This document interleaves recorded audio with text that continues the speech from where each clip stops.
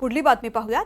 देवेंद्र फडणवीसांच्या सागर या निवासस्थानी बाप्पा विराजमान झालेत। यावेळी फडणवीसांनी षोडोपचारे बाप्पाची विधिवत पूजा केली आहे। राज्यातील संकट दूर करावं असं साकडं देवेंद्र फडणवीसांनी गणरायाला घातलेलं आहे।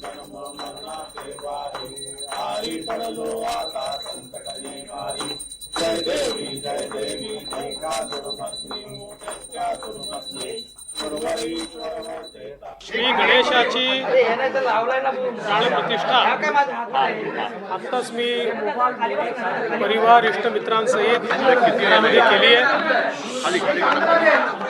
गणेश पर्व हे आपल्या महाराष्ट्राचं नव्हे तर आता संपूर्ण देशाचं पर्व झालेलं आहे आणि या गणेश पर्वाच्या निमित्ताने मी सर्वांना खूप खूप शुभेच्छा देतो।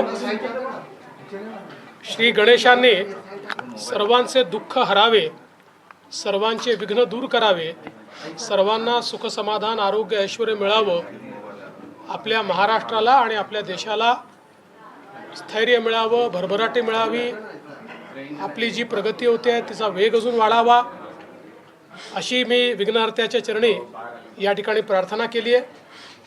आणि मला विश्वास आहे की अतिशय उत्साहाने हे पर्व हा गणेशोत्सव महाराष्ट्रात आणि देशात साजरा होईल।